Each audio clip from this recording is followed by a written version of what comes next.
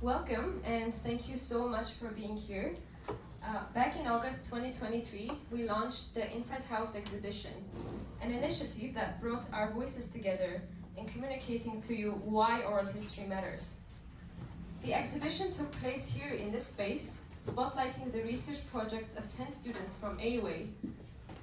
Each of us delved into oral history to explore and narrate stories that resonate deeply with the human experience. We turned this space into a symbolic house where each room was dedicated to showcasing the work of each student.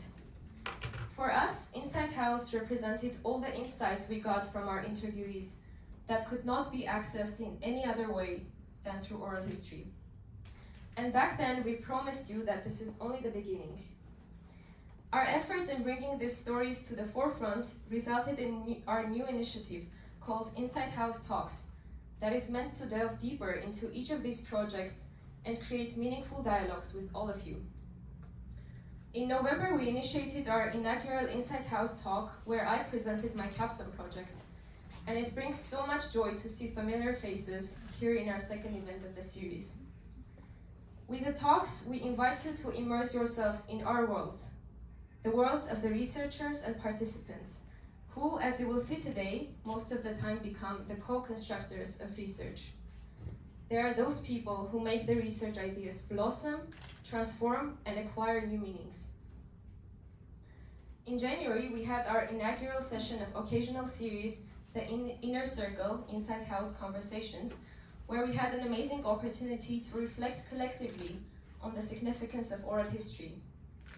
We shared insights derived from our observations and fieldwork, particularly in the context of crisis oral history unfolding before us, presenting numerous challenges and literal pitfalls. I'm glad to say that we are in planning stages for a second session scheduled for April. In March, we'll have our third and fourth Inside House talks, which we'll announce publicly at a later date. I would also like to remind all of you about our annual Storying Lives Narrating Histories exhibition that started back in 2019 and is an ongoing project presenting the works of oral history students. We're going to have our fourth SLNH exhibition in the first week of April, in which the most recent graduates of oral history class will walk us through their research creations. I also want to let you know that we're videotaping and photographing the event. We want this talk to also serve educational purposes, and we're archiving them. We also invite you to follow our Oral History Matters Instagram accounts to stay tuned for our future updates. And before I read Anna's official bio for you, I would like to acknowledge some very important people who support every new initiative of ours and continuously fuel our creativity. First and foremost, we thank Galina Abelian for her unwavering technical and organizational support that ensures our smooth experiences of our events at every step.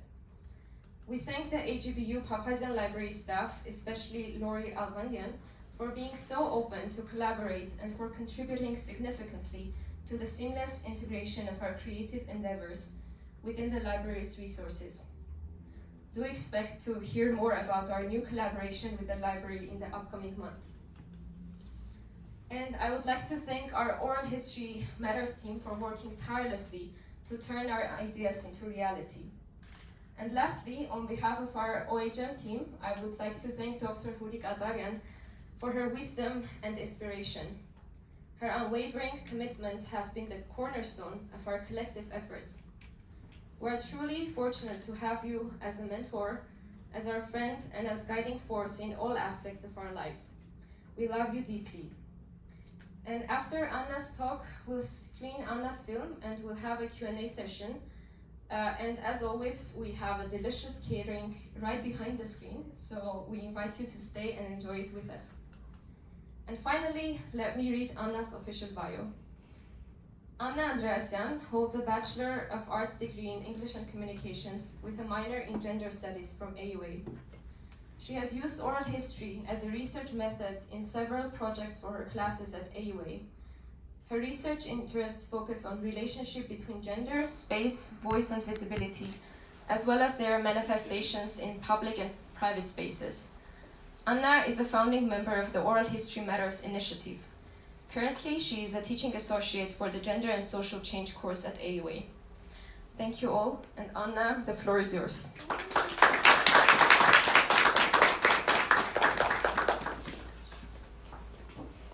Thank you, Arpi, for that introduction.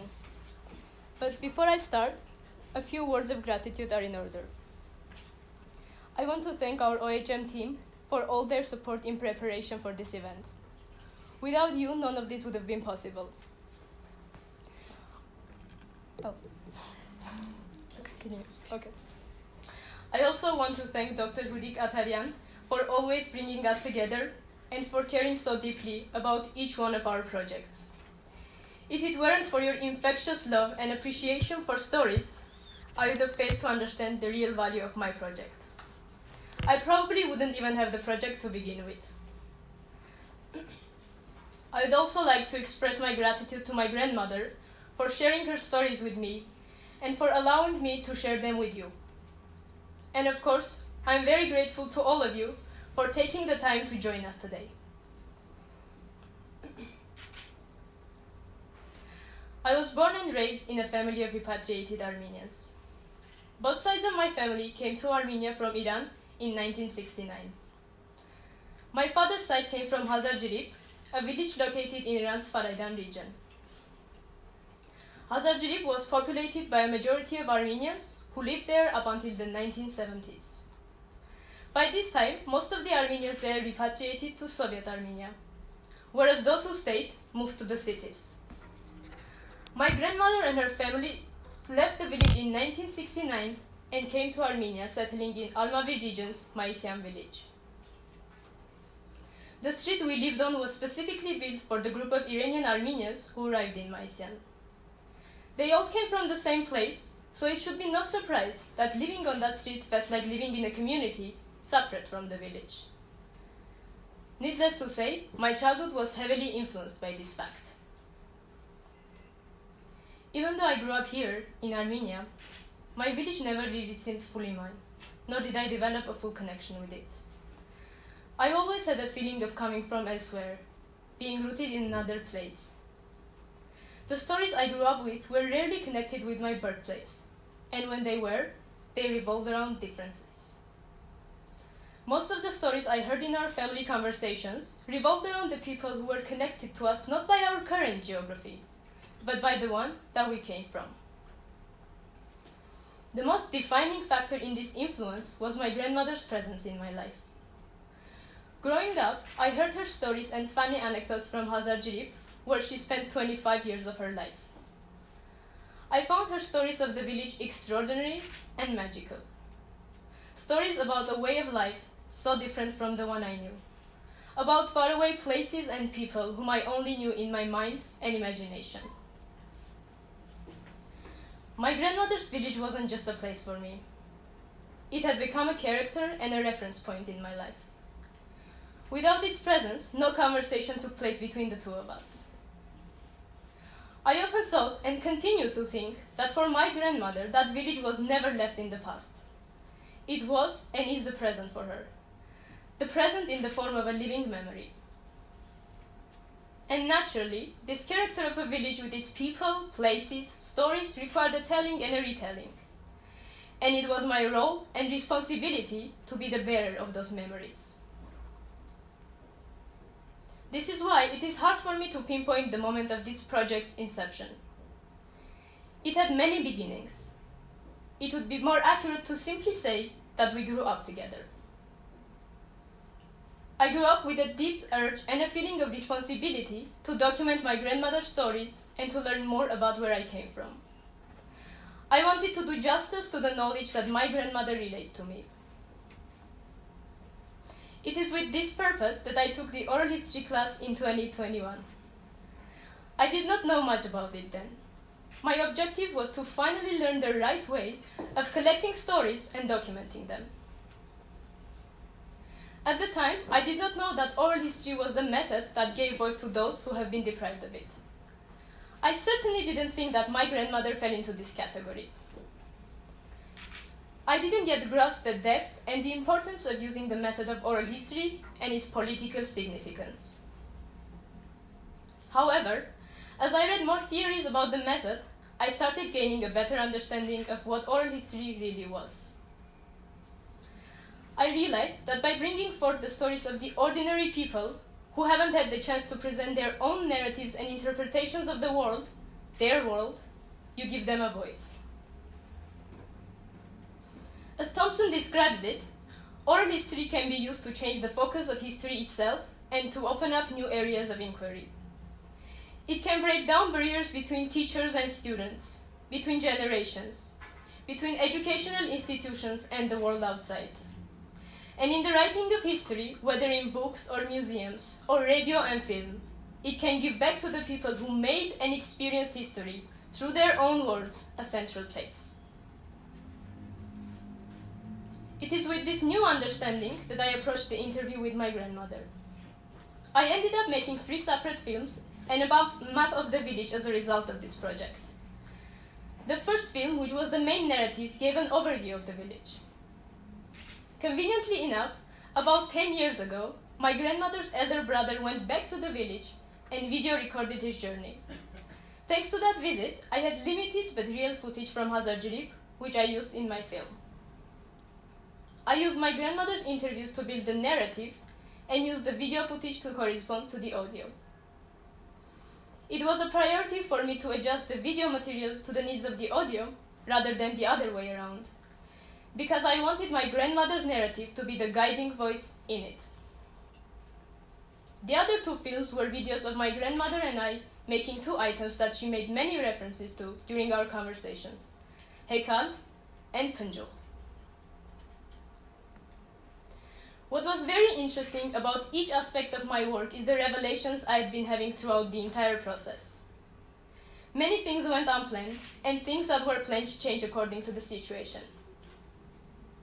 The fact that I even had the other 2 films were completely unplanned. As we were talking, we decided that my grandmother would show me how these items were made, and I suggested that we could also film the process. At the time, I wasn't even sure how I was going to use it. Funnily, only at the start of the filming did she let me know that I was also supposed to be in the frame to help her make the items. Apparently, the making of those items required 2 people. Whereas I had planned for her to make them on her own, while I would be behind the camera, in my distant and uninvolved role as a researcher, asking the questions. However, my grandmother's plans were different. She took on her role of a co-researcher by showing full participation and initiative and made decisions about how the filming would go. And luckily for me, I knew enough not to resist it. This flexibility and openness, which made my project what it is today and so heavily influenced my understanding of research, came from the theory I have read on oral history and from my natural openness and trust in my grandmother's lead. Above all, it came from the belief that what she wanted to say and show might be and is in fact more valuable than what I wanted her to show and say. Another one of these revelations happened when we were attempting to draw the maps. I say attempting because it took us several new starts and way too many back and forths to get it right.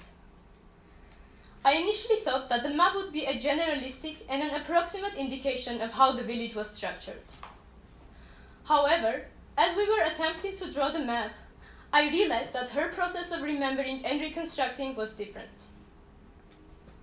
So we ended up drawing every single house with their family names on that map, as this was her process of remembering. All of those names ended up in the final version of the map because I wanted that process of reconstruction to be reflected in the final product. I also did not refer to the satellite image of Hazarjirip during the process of drawing the map. This was done for 2 reasons. The village we see on this image is not preserved in the same form. Most of the houses where they lived are now demolished. So while the location is the same, it is not the same place, and the village that my grandmother remembers does not exist anymore. More importantly, in no part of my project did I seek for the so-called objective, factual reality of how the village looked. My aim was to understand how my grandmother remembers it. It was her subjective version of the village that I wanted to see and reconstruct. Subjectivity, in Portelli's words, is as much the business of oral history as are the more visible facts. What informants believe is indeed a historical fact. That is, the fact that they believe it, as much as what really happened. This seemed to be the end of the project at the time. However, a year later, for research projects in gender studies, I decided to revisit the same data I had, this time with different theoretical understandings, and thus with different questions. It was yet another discovery for me to see how the same interviews seemed to transform as I approached them with a new focus. My focus this time was the relationship between gender, space, voice and visibility in the village. Hazarjirip was a community where gender dynamics were very salient. Every question I ever asked about people's social and economic roles had two answers, one for men and one for women. Among the many aspects of these gender dynamics, what interested me this time was young brides' relationship with space. Space defined the limits on their voice and visibility. Interestingly, these limits weren't only present in the public space, but in the private one as well.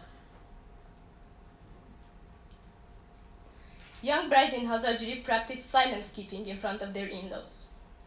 This meant that they did not have the right to speak to them. They were also supposed to cover their heads and faces in their presence. So the level of their presence varied depending on where in the house they were and who else was present.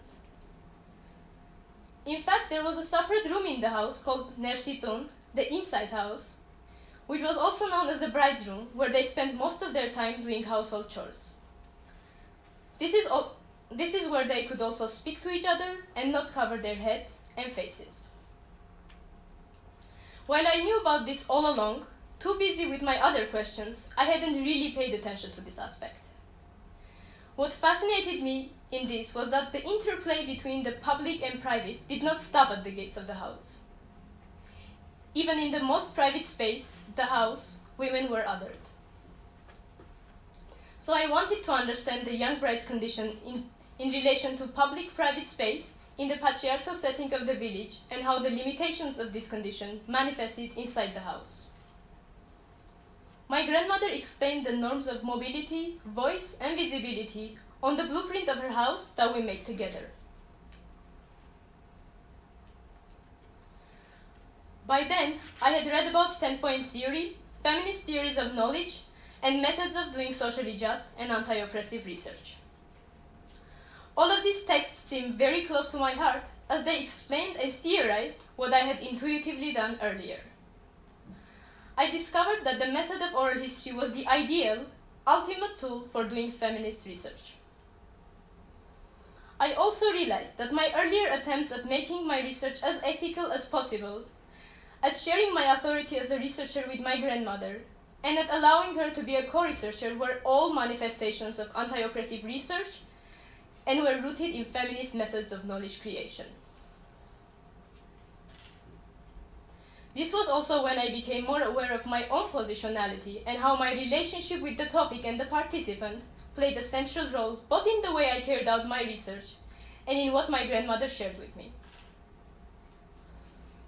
In Nilsson's words, I decided to bring my research close to home, to explore my interest in gender and space, not by looking at some faraway phenomenon that had nothing to do with me, but by looking at something that, through memories, had become a part of my life, and indirectly, a part of my own memories.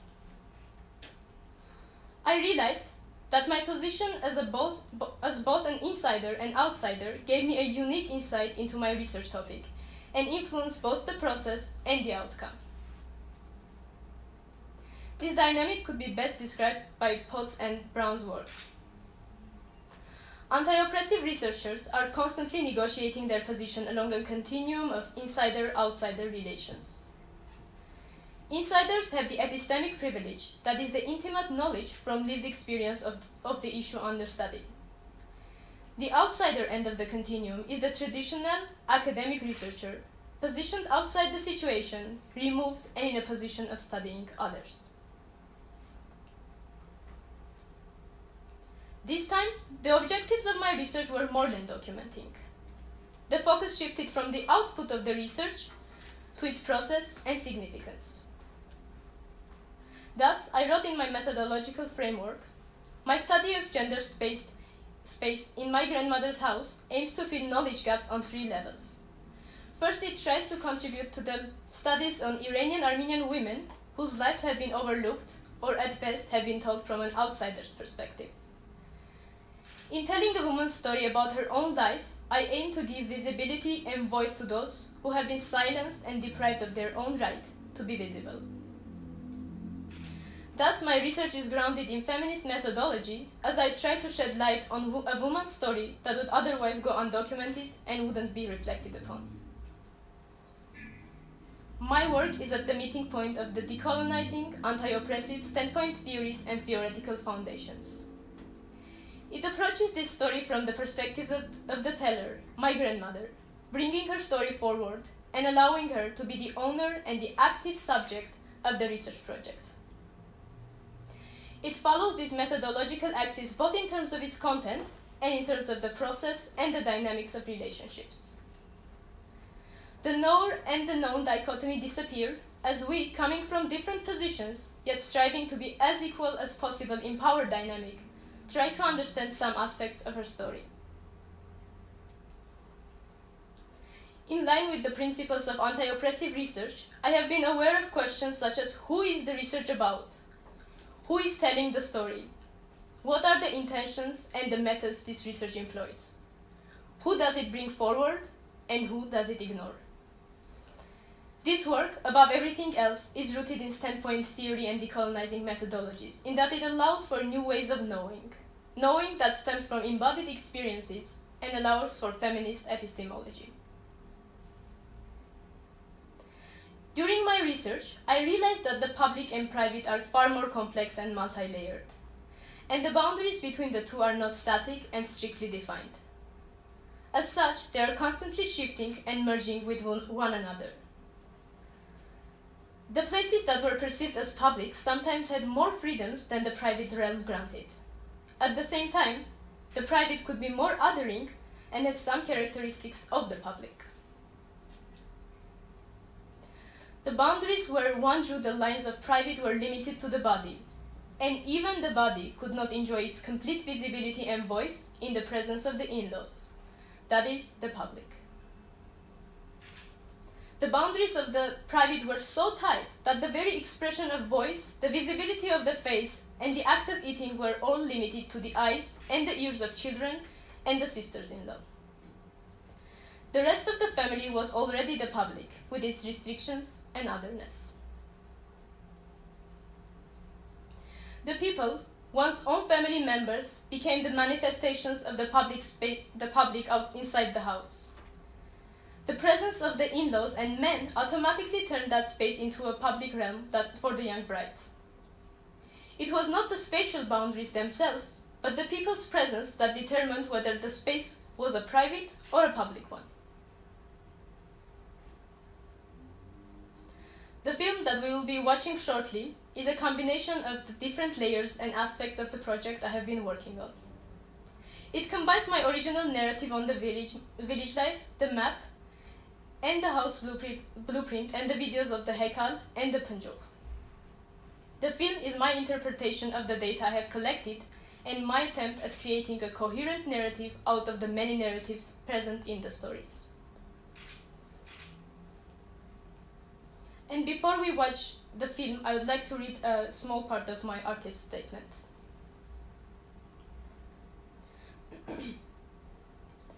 This work is a reconstruction of a lived experience based on my grandmother's memories of a place. It is a collaboration between my grandmother and I that started in my childhood and took form later during my undergraduate studies. We used mapping to understand how life in my grandmother's village was like and what the gender dynamics embedded in that place were. The maps become the axis and the anchor of the project, as they turned into a reference point through which the rest of the stories took shape. As my grandmother's voice guides the film and tells the stories of her village, the project defies the patriarchal norms that she describes. The voice that was once supposed to be silent is now the one who gets to narrate. It becomes the channel through which we gain insight into her village life and into her subjective experiences of that place. Thank you.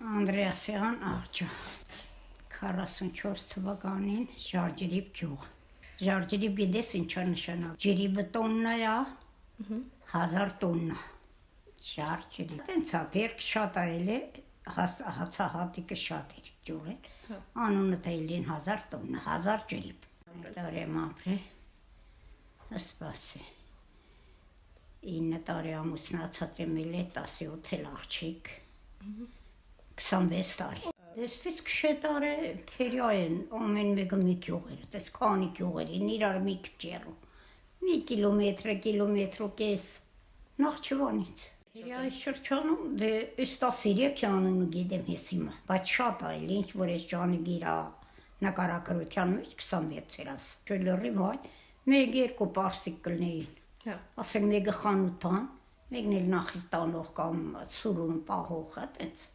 Հայրեն դպրոց, հայրեն իրար հետ խոսալ, իմ աղբերը դասատու էլավ 2 մերդ, էտի մենակ սեզոնային էր։ Ենքան էր իրանց հակառակ, ասենք պարսիկները ուրբատ ունին մնում տունը, աշագերներին թողում տունը։ Աղաս Զորաբյանը հակառակ, ինքը ուրբատ ուր աշխատում էր, երեխեք են դասեր տալում գիրագիոներ մնում տունը։ Հերս պովեր էր, միշտ քաղաքներում էր ելնում։ Քիչ էր գյուղը կալ։ Ասենք ամիս սեզոնին մի երկու ամիս կկար ամառային շոկի։ Ու մնացած ինքը պովեր էր ռեստորանի շեֆ պովեր էր։ Ամասը տնային տնտեսություն կամ ասենք մի փոքր հողակտոր եթե ոսպ կարտոլին ցանում դրանով էր սպառվում։ Դե մենք մեծ հող չունենք որ քարից օրինանին կփարսա տղամարդ մի դիտոն դառնին։ Երկու քուրեք երկու աղբեր։ Անունները Աղաս, Կարեկին Դե աղջանես Գարյանը քուրս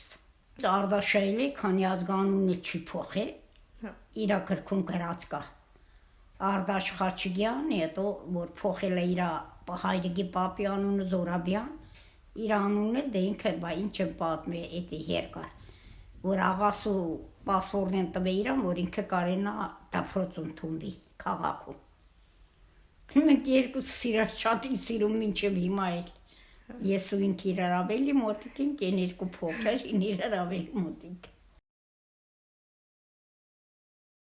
Ես գալու ժամանակ, որ հաշվարկում են, մի 300 տնավորին, արդեն կամաց դուս էին ելնում։ Այդենց հետո, այդ յողում ունենց էր, որ ասենք դե, որ ազգություն էր էլի, մի աղբերը բաժանվել է, նորից տան կողքներ տուն կաղարնում է, մյուս աղբերը հրողպորտեղ են տունը, ասենք մի 10 տնավոր կտույնեին իրար կպած մի ազգի, մի ընտանիքի, աղբեր էր, հրողպորտղա էր, հոր հրողպորտղա էր, այդենց ազգությունների։ Կները ցեխ էր, ցեխու կերա։ Ցեխը անեց կավեր, մշագում են մի 3-4 օր լավ կոխրճում են։ Ես մեր թրիքը ոնց են բասմակացում, այդպես փռած։ Հետո որ ուզում են տունը շարին, 2 հոգի։ Մեկս կտրում էր լապատկով, շպրտում էր են մեկից երում մի դիամպան մնասեր հոպ, են լասեր հոպ պռներ, ցեխը պռնում տնում էր, նորից էլ ասում էր հոպ, էտ էլ պռնում կավ մակուր,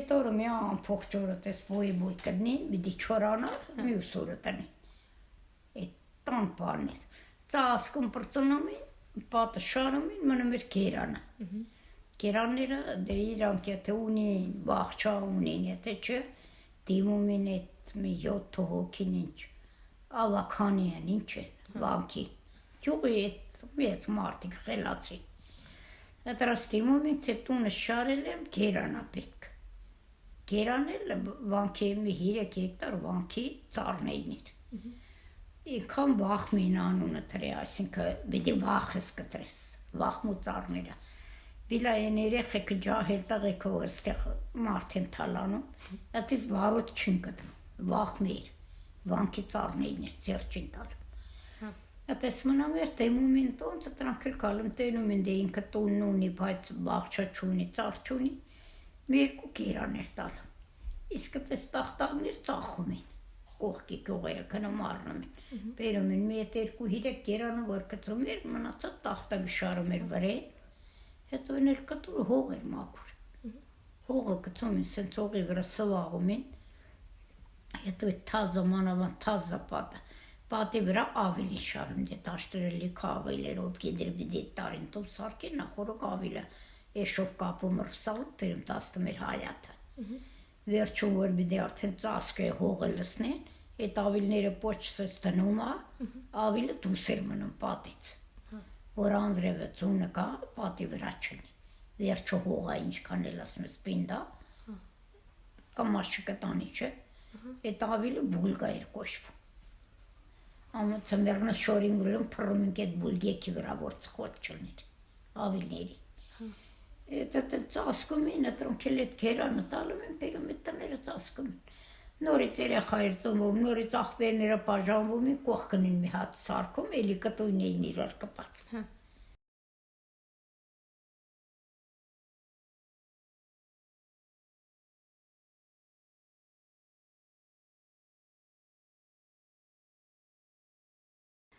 Ասում էր հարավից։ Այս հարավից դարբասն մեր մտիներս, դարբաս եկա, թեքվից աղ, տանտուղը, տեղիդ միջև ստեղ արի, ես մեր հայատն, բաց հայատը։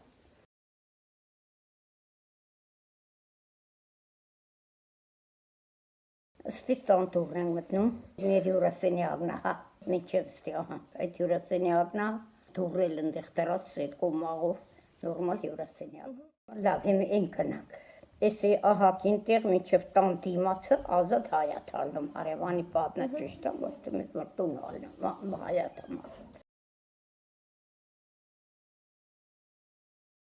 Ասենք ընչուրստի արի, այդքից արի ընչուրստի, էդի հայատը։ Համի աստեղից, էսի կաչ ընչուրստի մի կիտ, որ էլնիս հայատը, համի աստից անում կալմասի անասունները որ չապում, ախու, ամարային, կերեն կծում ուտում, ասենց ախորինում ասենց գիզ կաշի, լավ, էդի անասունների ախորնա, աստի չապհրա կտրած, աստիլ ողշայնյան կան, ախորինքից, էդ էլ տես կաշի կտրի առաննա, հա, իսել ողշայնա, համի աստից կալմա, աստեղել մեծ կոմնա, որ ծմերը անասուն են կանում, տան հյուսամուտից ահակին հեռում, ստեղից կոմի կուչարը, կոմ պաց մի կոմ տիմոց որս, ատիս մդնում են ներսում դե մի 5-6 հատ կոմա, գեյդն է տախ, մի 10 պլակ են մդնում են, մի հատ կրղում են, մի 7 էլ ընդեղա, ոյդի սաղախ կանդած հողը հանածա, ոչ շարում են, ոչ ծվաղում են, ոչ կվա հողը, այդեղ անասունն էին են, մի հատ դարմանի մարակը առանցին կնում, մի հատ էլ աթարի, իսկ եսի մեր սենյակն որ հասները մնաց, մի հատ մեր սենյակը, ընդեղ ալուրի, ծորենի, անվայների շարածա, էդի հենչ, սարքած էլի, սխոպանը։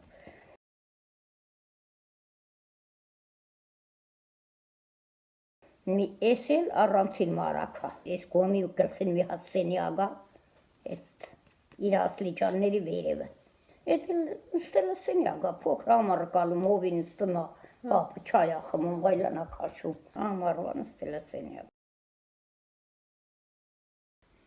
Ստեղ եք դուք հաց ուտում։ Հա, հացներ ստեղ բիդուտ։ Հացը թխում ենք, ճաշը անում ենք, մտոնրին լավաշ ենք թխում։ Մեր սենյակն ենք անում, հա։ Դե որ ստեղ եփում ենք, ստեղ թափում ենք, երեխեք շորը ստեղ ենք լբանում, գցում ենք, տանում ենք աղբորը ցաում բերում ենք։ Էլ արցնել դե որ նորին բերեմ մեկի հետալա չէր խոսում։ Ասենք համաշը 2 տարի մեջ չխոսած է։ Էդ էլ ինչ կար թաքշի անգաջեն ենք ասում հավես չեր անում, քննի բանի նազանթի անգաջեն ենք ասում քններ պատմում։ Դե իր անգաջեն ասենք էսանենք ենք ամուսր ուզում ենք ինչ եփիկ։ Նանին ասում ենք ինչ եփենք։ Դե նանը գիտեր ինչ պիտի եփի։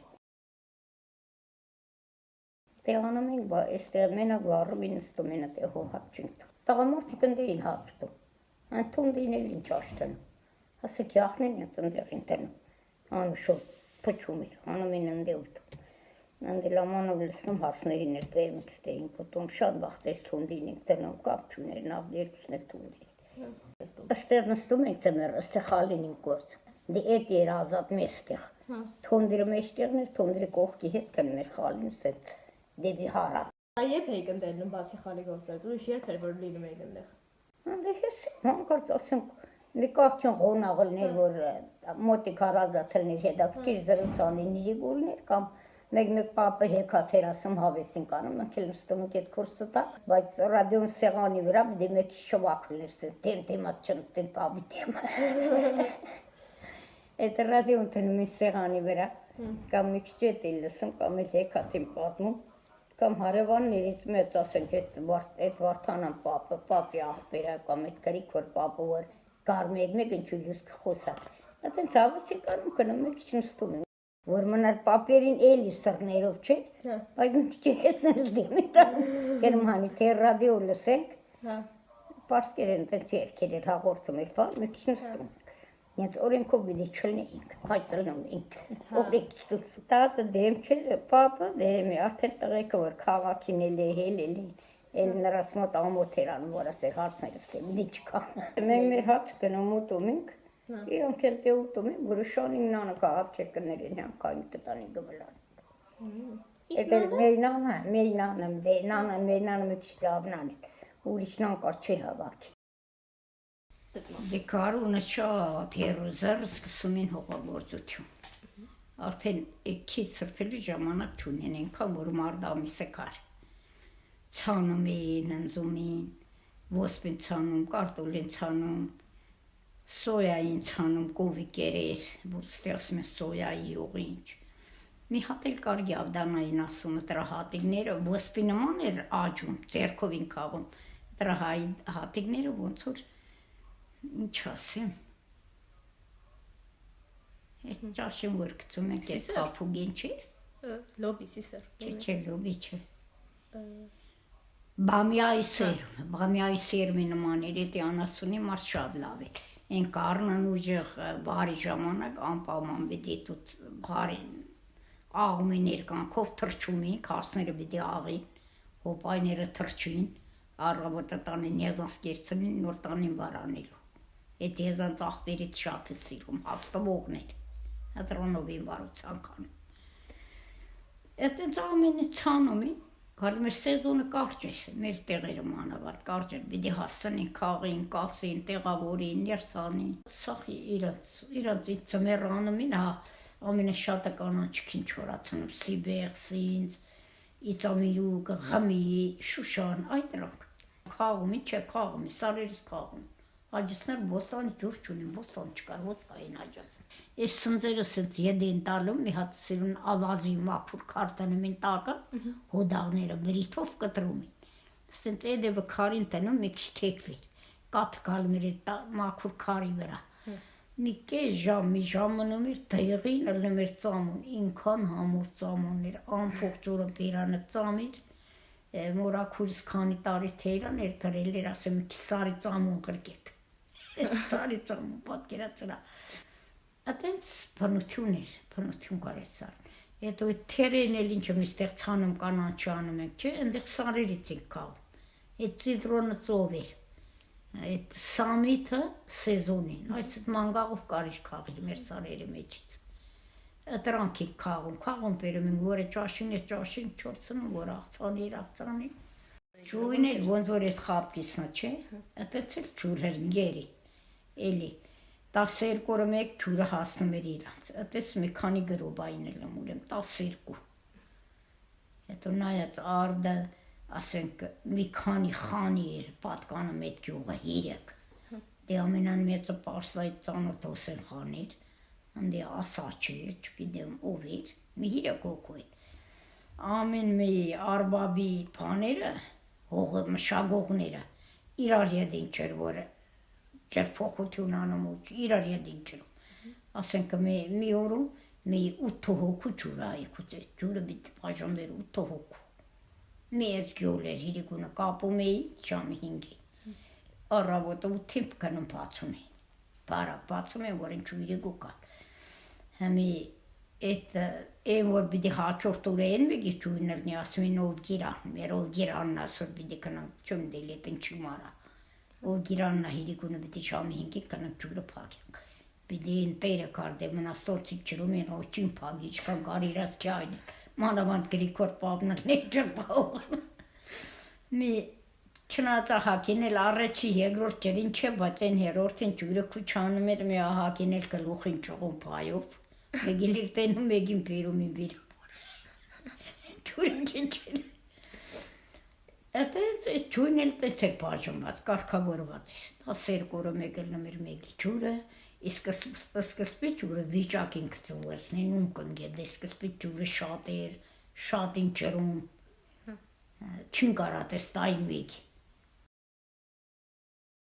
Երեք հատ աղբոր էր, բայց նույն տեղում էր, ջողի փոս տեղն էր ցած, ամենան հեռուն մերն էր, բայց ամեն սիրով ինք գնում աղբոր հլը նազը կրվում էր հերներս ասում էր, սաղ կջերը դու ես լսնում չես թողում ես էլ գնում։ Դե աղբորը, այդ միակ աղբույն էր այդ հարցների բանը, կինոն, թատրոնը, օպերան, էլ ուրիշ բան չկար։ Այդ միակ երեք աղբոր էր, բայց մեկն էր խմելու ջուր։ Լավը, այն երկուսը չէ, սենտես մեր հոկտեմբերանի ջրի պես։ Ակին սարք է, ակը սենց քարը կանգրացնում է, բանցրես կա։ Ոստեղ տաշած, սարկած, որ կուժը տնեց լսում։ Այդ կուժը լսնում ենք, կուժին էլ մի հատ հուսկալ ենք տանում։ Հուսկալը սենց շորա, ոչով սարկած, ոչը բռնում ենք, որ թե թափում էր, ոսենից չթրջում էր այդ հուսկալը բանը։ Այդ երևի մի երկու վեդրո տանում էր ամեն կուշ, օրը 10 հատ բերում ենք ուրախ։ Շատ ծունել գալում ենք, ասենք կտներով ենք գնում, դե ծունը բանցրեր, նեղտեղ էր, քերելի ծունը բանցրացել էր, այդ բանցրատեղից ելնում ենք արևանի կտուրը, որը կպած էր իրար, մի երկու հիրակ կտուր աստում ենք, կպած էր, 4 կտուր կերած, գալում ենք մեր լամբերով իջում ենք ցած, վանքներ պահում, առավոտ իրիկու վանք պիտի գնային, այսինքն ծերերը ոյնա, դե 60 տարեկանից կանանիք ու մարդիկ, գնում են տոնորեն էլ երեխեքն էին, այնքան կարևոր էր ընդյա տոնորելը, որ ինչքան էլ սառին, փոքր երեխալին, բոբիկլնին, ուրբաթ քշերը պիտի գնային վանք, էդի անհնարին էր, Հիսուսին տանջում էին, բա մենք ընդեղ չլինք, լացում էինք, հավասար կանանիքի հետ, հետո զադիքը մի 3 օր լավ ճոխ տոնում էին, այդ տոնեն ու այդ վանքը պահում էր հայր պահում։ Դե 46-ին Ստալինը գնաց մի մասին բերել, այդ մի մասն էլ իրանց տները քանդել են։ Էլ ինչի ծասկենք, բառն փեդերը քանդենք, երրում արակը մեկը գալ տարիքն մեկ Հայաստան։ Այդենց էլ հետ չեկան, մնացինք մինչև 60։ Արդեն չգիտեմ ոնց էլ որ մեկ էլ տեսանք։ Այդ գիտես ինչքան տևեց ընչուր եկավ մի 7 տարի, որ մինչև նկարվենք ու թղթերը տալում ենք ու գնում ենք ու դիմում են տալում, դե դες քանվեց սկսենք արդեն Փերիայի գյուղը դարձել սաղ գյուղերը, հատենց ու եկանք Հայաստան, դե ճամփին գալուց ուրախ ենք, բայց որ եկանք այս սիստեմը տեսանք էլ արդեն էլ ինչ, միակ ուրախությունը որ կար մեզ այդ բնությունն էր, այդ վաղերը սիրում ենք, ինչ անենք մերը չեր պետական էր, բայց թե էլի սիրում ենք, իսկ որ չրնգավ մերը, մենք էլ մի քիչ հալից ընգանք, բայց ոնց ստենում ես միջև հիմա էլի ինձ գցում եմ այդ այկին, սաղանում եմ, ինչքան էլ ծանդրի հիվանդելն եմ հասում եմ այդեղ, էլի ինձ լավ եմ զգում, գիտեմ որ չգիտեմ, բնությունը լավ բանա, բնության հետ շփվենք, անկախ նրանից ինչ մասնագետ եք, ինչ եք, բնությունը իր տեղն ունի։ Մի հատ ծառի դորվով ֆռալը, մի հատ ծառ ջրելը, մի հատ տնգի դնելը, մի հատ ծառից մեր քաղելը, չի խանգարի գիտությունը։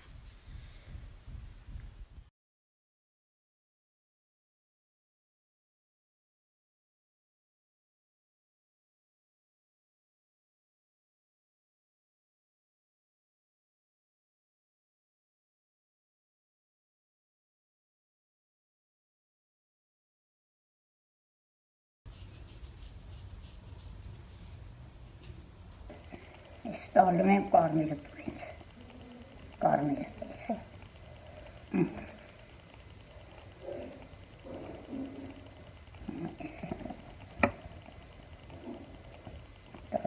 քեզ կանաչ տուր ինձ։ Կանաչ տակ ես, կանաչը տամ քեզ։ Ընթացքում ծակի մեկի։ Ու պանցրպայի, որ սիրում են, Սենց։ ուղլակ։ Մազերը տանում է, չես հիշում, փոքր վաղ։ Հա, այն որ հա։ Հասնում պանցրա, ձեռքեր պանցրա, հասնում հասնում էին անում, եսի մենա տեր հողմի համար չէ, քես ու քեսագը որ նշան տրեքին պիտի կային, անդրանղ էթան ես էին կծում, որ սեզ վրա կաշեն կիսանի բերանը պասվեր, պամական աշկարմիր են, հետ ամեն ինչը բալբուղ, ղանդաշոր, պիտի կանաշ կարմիրել էր հասնոքի հետ կալված, հետի աղջին ու տղին է, կարմիր աղջիկնա կանաչ տղ, իսկ ստե մենակ են հասնոքի կանաշ կարմիրն է, որ դեղ սետ չէին կանում, գուլապով տալում ենք քուրս ու կարպետին, պաղմիս գուլապի, հետո մենք գործում ենք ավելի հեշտեր են, Էգնականը մերիկուներ, աշնանորեր, ես ամիսնեին էր մեր գործը պանցրպայթյալը, ես ամիսները պիտի ավարտին թելերը պատրաստներ, որ տանի մարդի հունվարի, փետրվարին արդեն խալիքնին ենք։ Դեսև հարսը նշանել, հարսը ադվի հարսը նշանածնի, բոբի տանը թութուրմարն է թելը, ամոտ է։ Ես ինես պարագի կանում նուրդ, որ լուկները մտնում էր, ստեղ էլ կմտնի արդեն։ Հա, սրա մեջ պետք է։ Լուկները շարում էին, երկար, հետո մնացած կեսներ փնջում էին, երկու հատ կանաշ կարմիր, հետո այդ պապը ազգի կեսրայներ, թե կեսրարի աղբերը, թե տղուկ հերին մեծ, կալում էր հարսի տունը, դե գիդեր որտեղ որ մեն իր ամոտը սարկում է պանցրպայ, են էլ կալում էր կասրավենիքով, չամիչով, շակալատով, կամ էլ այսեց երկայ լուլանավաթով, տալում էր հարսին կասրավենիք, ձերքետ մեկի պանցրպայ, են էլ ասում ես շատ ապրես կար, հողդ մանկամ կարում չը, Ուրնում էր, իր ուրնախն էր տալու մեծակա, դեր ուրն են վերցնում, ուրախ գնում եք։ Արդեն են էլ իսկ գյուղում հանկարդ չէր գիդե, չին գիդե հարսեն նշան է, թե չէ, այդ թազոտը ես թութուրն են հենց տենում են, արդեն ասում են, աղբորը տղում նշանին եք, աշկտ լուսելն է։ Որ եկել ենք ստի մեզ ասում են, բա կանակ չէին աշխատում, ինչ էին անում, որ աշխատանքի չեն կնում։ Որ բացատրում ենք ինչքան գործ էին անում տունը, աշխատանքից շատ էր, եկքան կապետով մաշտավ ու ջեյջում գործի ու հակիշոր գործի ու գոդիկ գործի ու կտավ գործի ու նաները մեջը վերջ գործ ունի խեղճեր, բաղով էր դուգում անում, Ինչ է? իլիգնով էր մանում, որ խաղին գործի 70 կիլո թել են մանում էտի ամեն մի խալ, դե հոգիտ չէր։ Ես թելը մենակ դեր որմ եմ արջեր, հեկարի մարել էր արջարների, որ պապին ճակատից։ Մոյնակ ես, գեդես քանի հաց հարկեցի, մեկը վարդանան պապինը մի երկար փնջոխի արել, դրա թելը բաղթ միշտ բիրում, թել շատ էր։ Մեկը վարդանան պապի, մեկը օվոր պապի, մեկը օվակենի, մեկը գրիքովի, մեկն էլ մեր պապի։ Քանի ելավ, 5 հատ տեր ողմա երկու հիգու սարքինք մորս օգնության։ Վերը տաղորմեն տալիս էին, չէ՞ որ անեիք։ Հա, ես գալում էր դենա, իրանք արդեն հետ հարսը վերցնում են, իրանք էլ խմբում մնում, շատ ապրես։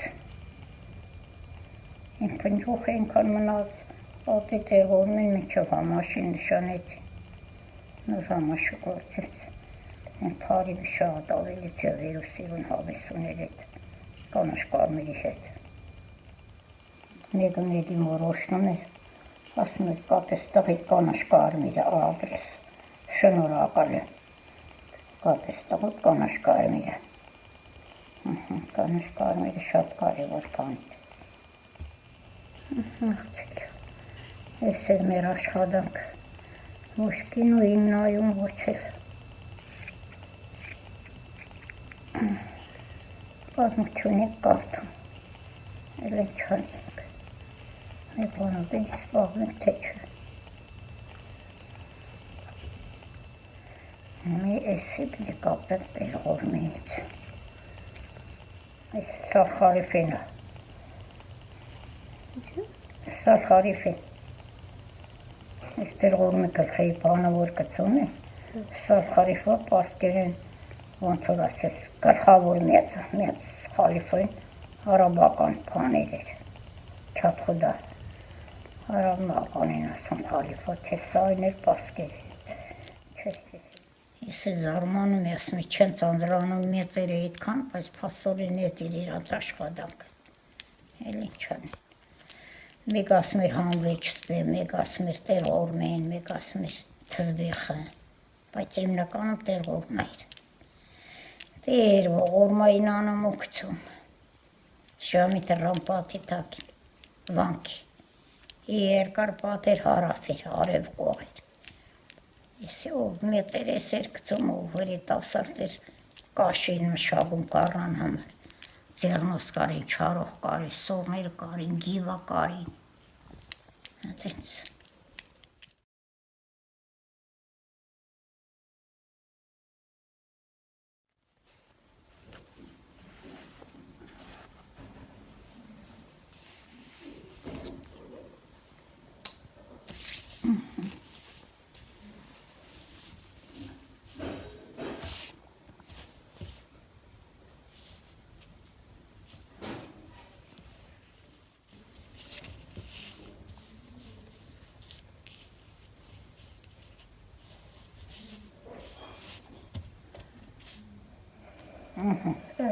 Այսի մարդ ամիսը պրծմվում էր վերջերը, մարդի հևրորդ կեսերին սկսում էինք, քանի զույգեզ ունեին հարսի կեսրանք, թազա չարներ ունեին, հարուստին, հարուստչին, ես կանաչ կարմիր հեքաթը կարում էինք, սիրուն, թութուրմ են գործում էինք, հարսը մարդ ամսին, մարդի ութին պիտի ղունախ կնար, կեսրանց, այսինք իրանք գալում տուն էին տանում, ինքը վդեսի հեզները տաներ, կարողացուն էր, հալատուշ չէին անում հեզնելը, բայց կապ չունին, ինքը նախորոք բդի տաներ, որ պատրաստնի, որ օրը հեզները դուս կանեն, կոմի տրան, որ լամբերը կալմավերի մի հատ նոր կխապեին ճակատին, եզանց, հանի բան, էսի կկապին, թե տոն էլ հավես արին, թե մոտիկ է, նույն գյուղներ,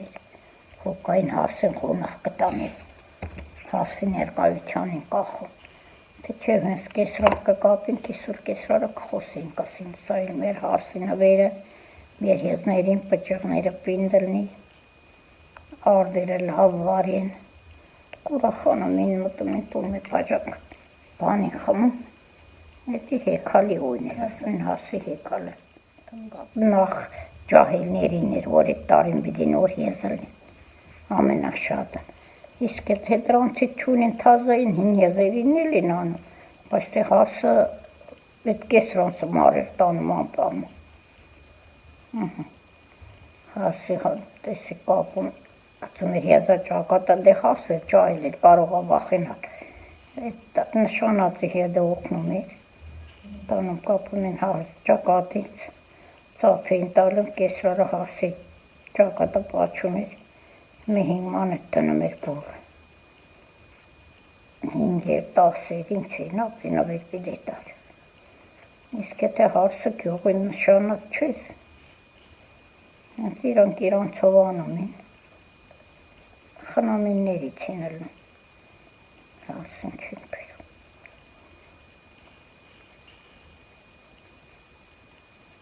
բայց էտի անպալման պիտի ելնեն, էտ թազա ես թուսանելը գիդես ինչ ուրախություն են, դե մի ճուղթի եզեր տանը ավելնում, նախ էտ իրանց անպող ճաղապրուսներ, ոնց որ թազա տրակտր առնես,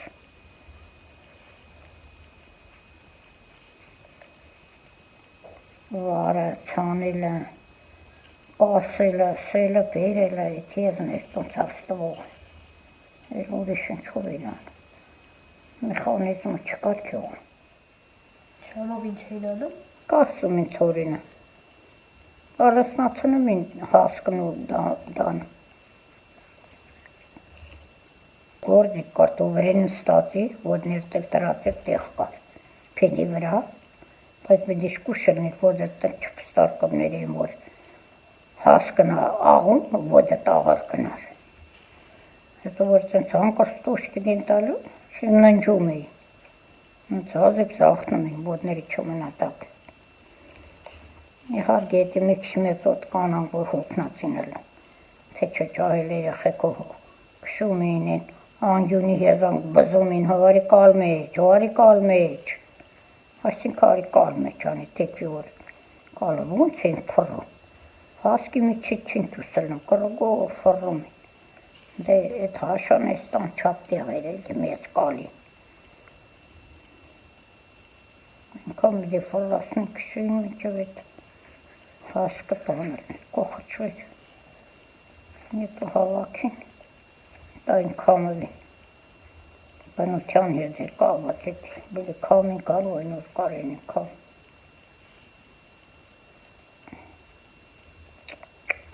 ինչքան հեշտ է հիմա, կոմբայնը կալում է գրրսնում է կաղում տալում իրանց կան,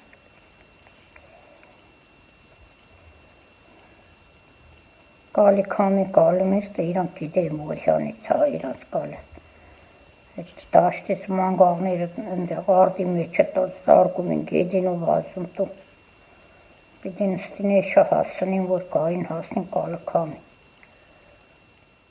Երկուսը կկարենք իրար, թե կմետացնենք, իսկ այդ թելը բիդես պոչ էին ելնի, վռայ հեզա պոծերի եդևով, կարվի։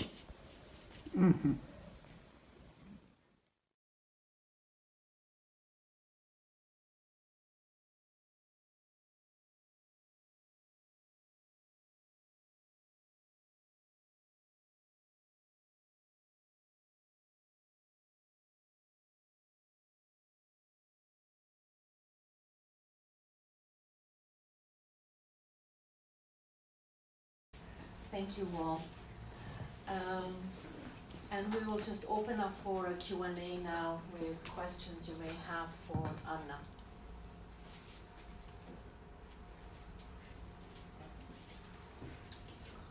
Oh, sorry, Gaja. First of all, I know your grandma's not from my sound, but I just want to say she sounds exactly like my grandmother, also from an Hoktenvedian village. I don't know if it was an accident or not, but all the time I felt like I was hearing my grandmother. I have two questions. The first one is her name. If you could tell if that means anything, because when she named her siblings, the name sounded more familiar to me than hers. Ahja, I've never heard that, so I'm curious if it has any significance. And also, has she seen the movie? What does she think of it? And I just thought of a third question, sorry, which is about the translation process of the subtitles, because some of the things she was saying were, I'm assuming, very difficult to convey in the English language. Thank you for the question. So I'll start from the first one. With the name, I don't know, and she doesn't know either. So I'm not sure if there is actually a. It's Archik Archa. Oh. It's from Assyria. Okay. There you go. I'll let her know. But it's funny because whenever in any official document we are to write it, people look at me as if I am joking once it happened, and then I was like, I'm serious. So it is, yes, unusual name. Your second question was, about whether she watched the film. Yes, she did, and well, the first time she did, she was like, is this me? Did I say it? And then I convinced her that it was her, and so yeah, it's very, I don't know, it's, I think, very interesting for her to be in the sort of computer, such an alien sort of device for her, and hear her voice from there. Yes, and for the third question, the translation, yes, it took me a lot of time, and I'm not even sure, I hope I did a better job at Dr. Sanchez, I would say that. But yes, I did have trouble finding a lot of terms because I couldn't find them like ready at hand, so I had to like read like, I don't know, old texts about like what they used for this specific agricultural work and all of that to be able to convey it in English more or less. I hope it worked.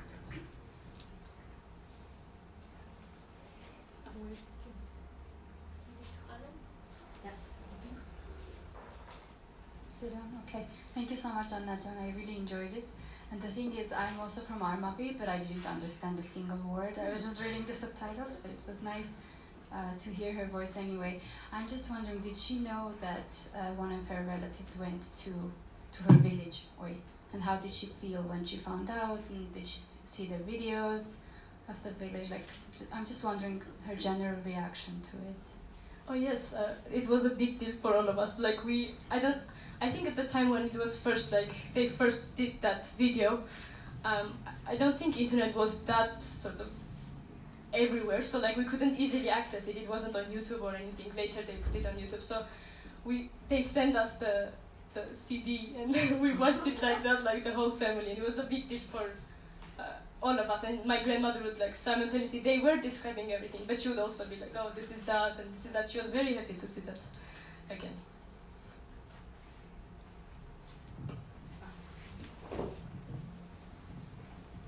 First of all, that was so nice. Thank you so much for this. I was seeing it for the first time, just like most of us here. And one of the best things for me was when you said initially you didn't plan to make it with her. Panjuh, am I saying it right? Yes. Panjuh. But the fact that it reminds all of us that sometimes unplanned things lead to the best outcomes. And the fact that the small element of her constantly reminding you to put your hands up, it adds so much flavor to the whole conversation and the video itself. My question was, correct me if I'm wrong, you mentioned that you intuitively kind of went for a feministic method for your research. So I was curious if you could give us a little bit more detail on which one came first and which one led to the other, and a little bit about that, please. Thank you. Thank you for that question, Arthur. Actually, it was a very surprising journey for me as well, because I started this in 2021, and when I was, as I said, doing these videos or the interview, because I had no intention of using them for a film, as you could see, many things were very raw and not necessarily sort of shaped in a way that were meant for the film. And later I realized that, oh, these go together, and then ended up. So, and by the way, throughout this tour, 3 years, I've been adding, so this film went through several transformations from what it is today.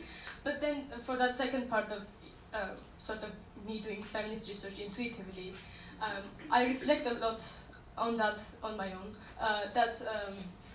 As I was doing the oral history project, and later when I read feminist theories of how you do research, I could find my oral history project in literally every one of the texts that I was reading. And I was so surprised that whether it's sort of automatically done out of love, in trying to be as ethical as possible, to make sure that I'm including her in every decision making, and I'm like, do you want to do like this or that, or is this good? Or is this... Anyways, always having that co-creation aspect of research. I was doing it out of love, and then I realized that it's actually it has a theoretical explanation behind it as well. So yes. I must admit that having followed your work for 3 years now, Anna, I must admit that when I was listening to you actually, and then watching it, what moved me most was what you were talking about in terms of exactly that, you're coming to feminist theories, and how that anchored you in a way. So being able to name what you were going through as a researcher, and it was today, it was as if it was the first time I was listening to it, I don't know, and I was ready to cry buckets listening to that part and seeing your maturity as a researcher. I have a question, I'll let others ask. I know I've asked so many questions over the years, but one last question maybe for now from me is, how do you find like this shift in roles from being a researcher to a bearer and a guardian of the stories, and how has that kind of shifted your understanding of the significance of the stories that your grandmother has been telling you? Because on another level, the work that you have done here is very deep and serious ethnographic work as well, for a place that is disappeared, for inhabitants who are not there anymore in this village, and the place and the space that is just in an imagination and in memories. Thank you. So, for me, it has been very interesting because because I've been hearing all those stories. It's very hard to have that sort of shift from the researcher to the person who is like the inheritor of those stories in a way, and like that has I in a way carried those stories as well even before doing the research. So I had a lot of background knowledge in what I was researching. And the line has been very blurry in that sense, which is natural. And then, as I was writing my speech, I was also thinking about how, as you're mentioning about being the bearer of the stories, how as much as I've been like interviewing my grandmother and just talking to her in general about her village and asking all the questions that come to my mind, and feeling like I'm the bearer of those stories, where now let's say if my cousins have questions or something, I sometimes I jump to answer because I know, and I specifically through the map locate like anyone whose ancestry is from that village. I'm like, your like grandparents were from this area and lived here, and that has been a treasure for me. In a way, I feel like, and even there was a point where we were even disputing where a specific thing in the village was with my grandmother, even though my knowledge came from her. So at some point I confused the roles.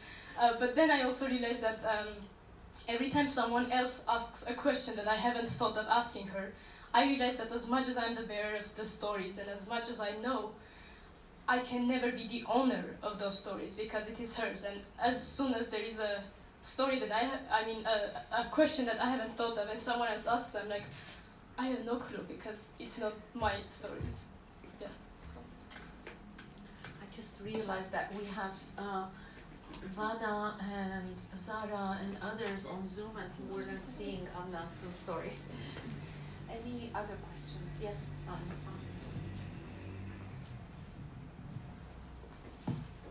Anna, first of all, well done, considering where we started as creative projects and where you are now. We're very proud of you. I guess the question that I had, a lot of the things that your grandma was telling in the story, also me coming from Syria, a lot of this kind of lifestyle and the place she lived resonated with me, and I can also find stories related to that. But there were very significant cultural things that had me stopping and thinking, no, this was a story built in that area generally. For instance, one thing I would like to ask is, what's the symbolism in, for instance, the colors green and red being green for the groom and red for the bride, right? When she was telling about those. How did they come up to that? Nowadays, we don't think about those specifically in the essence of culture because more or less everything is being more and more internationalized. We think, oh, blue guys, pink girls. Red and green means Christmas. So, what's your take on that? Well, I'll try my best because that's one of those questions that only the owner might know, not necessarily. Well, I think she is telling me that usually not only those items, but many items as well, and even the clothing, even during, let's say, marriage, for example, they wouldn't dress like white dress, like women. They would dress something with the same color combination. So it was a very common, sort of a significant color combination that was used in all ritualistic, I guess, aspects of like church related over everything they have done. But I'm not sure, but I'm assuming that this is also present in like culturally goes back and probably is not necessarily only specific to the location. I think it's more. Weddings here in Armenia, I don't know if they still do it. I'm sorry for interrupting. I just know because this is one of my childhood memories that in Armenia here, when people get married, of course the bride choosing this sometimes, whereas the white dress. But on the groom, you put this green and red tie things. I don't even know what they're called. So it's also present in the so-called, whatever is left of it, Armenian culture. But I'm also curious about the color. So if you ever find out, I want to know too. Yeah. Yeah, sure. And also, I mean, during baptism, I think they also use the same.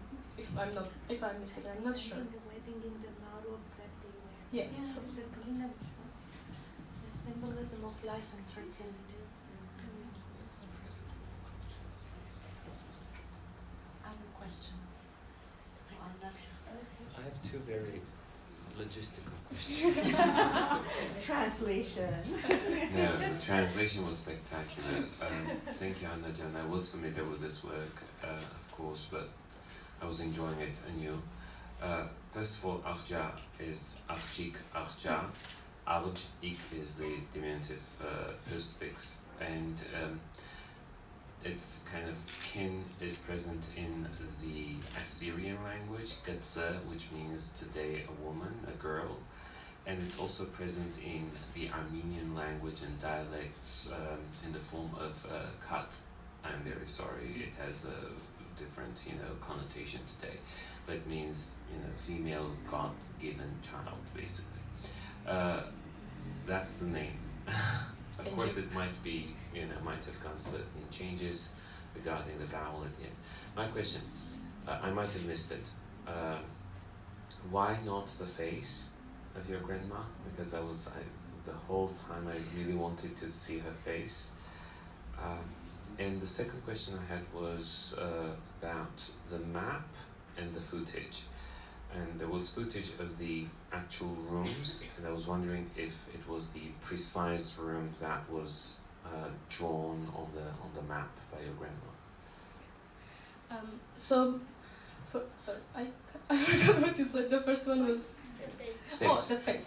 Yes. So, as I said, because I haven't planned for it to be a film initially, when I was doing the interview, so when we have our consent form and all the back and forth that we go through to make sure that the research is as ethical as possible, she asked me to not videograph the interview process, and so I did not do any video of the interview. But later, when we did the video of us making the 2 items, I intentionally sort of positioned it in a way that you could still see what we're making, but not the faces, because even though I wasn't sure if I was going to use it or not, but that would follow the same sort of agreement that we had with one another of not having to video in that sense.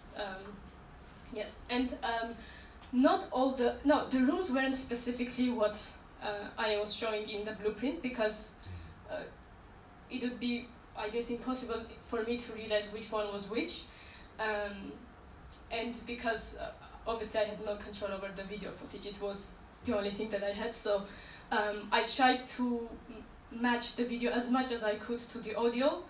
For example, there were certain parts with those broom thingies that were hanging outside the, let's say, roof, which I tried as much as possible to match it so that the viewer can sort of imagine what these are, or the ladder when she's talking about jumping on the roof and so on. So most of the locations I tried as much as possible, but for the house itself, no, because I did not have that already in the video. Thank you. And also where the stables were located, where the animals, Yes. how the animals would be housed. So these were approximations as well. Yes, but there was this but there was this one part where there is a sort of hole in the ground that you can see, and then we are also seeing a layer of the map. That is, for example, the same thing. So, yeah, but not inside the house.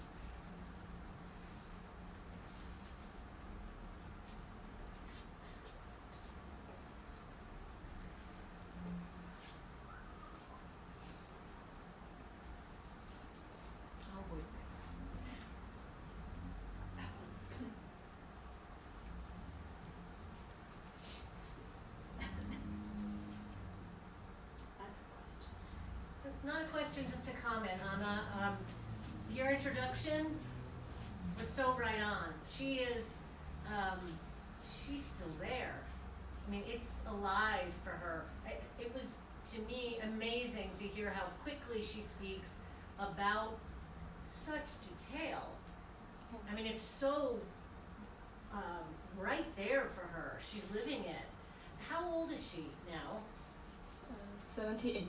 Oh. Okay. And she left there in '69. Yeah, so when she was 25. And it's very interesting that you say that, because we have relatives who are around her age, right?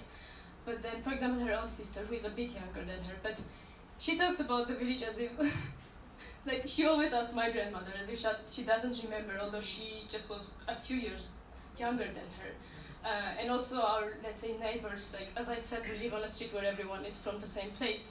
And I grew up with her generation of, like, all the grandmothers in that village, and I interacted with them. But and I mean, they may have told their families about it, but I haven't heard anyone like so much constantly referencing it, at least in my immediate surrounding. Like when I say this, I really mean this, that whenever we talk, like 5 minutes into the conversation, she's like, in our village, we were, and like, and then I'm like, oh, should I turn on the recorder? Yeah.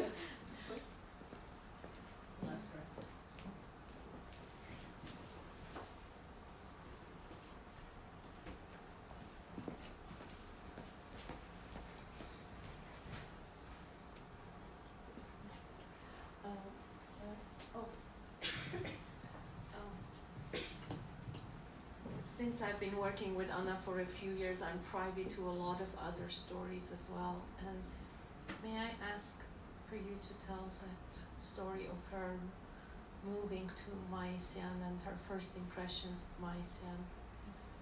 You know what I'm asking? Yeah, of course. Yeah. So when she was telling me, so I did another interview with her specifically on how the repatriation was. So when they came to Armenia, what was her first impressions? And because it was a very drastic change, especially when she was in a village that was so isolated, I would say, from everyone. And I mean, especially for women, they had almost no interaction with the world outside. And I mean, she doesn't even speak Persian like full. I mean, she knows stuff, but like she doesn't really speak Farsi because of that isolation.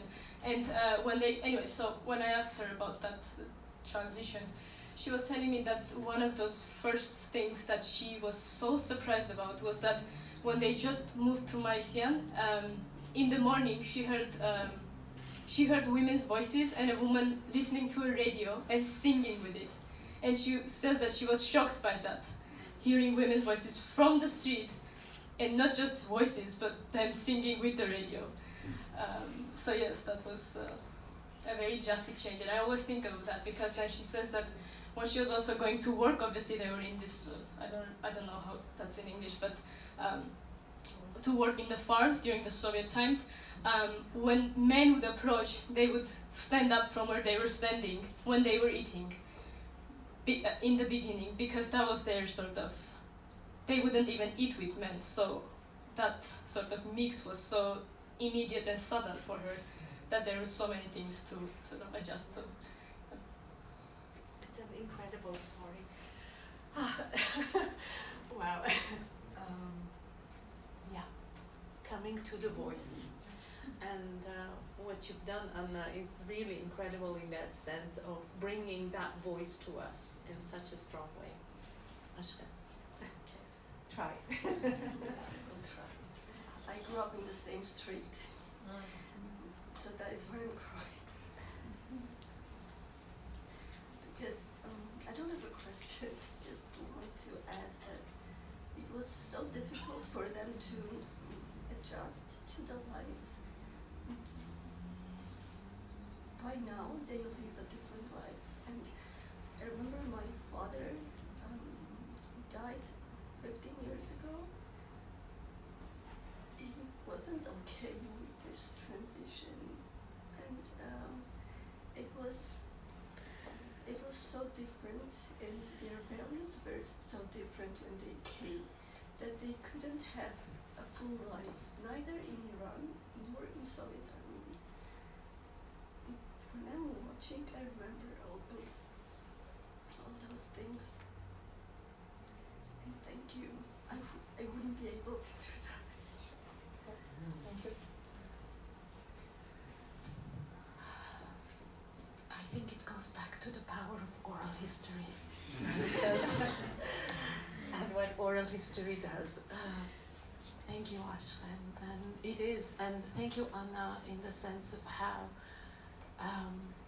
you really bring to life these stories, and thank you all really for listening to these stories, for making these stories your own, and for supporting us and for supporting and understanding the value of oral history and why it is also so important as a research framework to think through oral history and with oral history. And our conversations will continue in an informal way, and we asked Anna because we try to do, when we think about the self-catering that we do with the reception part, we try to match it somehow with what we're doing. And we asked Anna what we should do. And by the way, I'm hoping that you also caught our little kind of inside joke there of why our whole exhibition was called Inside House and why this is Inside House Talks. We all owe it to our conversations about the inside house of Arja. And we asked Anna what she would want today for us to have while we are chit-chatting informally. And of course she said, chai. So we have chai, and we also have tahin of hats. That is like the spirkahai part that we brought in. And so enjoy both and continue the conversations. We also have a guest book. Arpi is signaling to me that I should tell you about that. So on that other table, so please write your impressions there as well. That's very precious for us. We also have postcards as always. And you can also see the replicas of the original, two original maps that Arja and Anna drew together. Enjoy.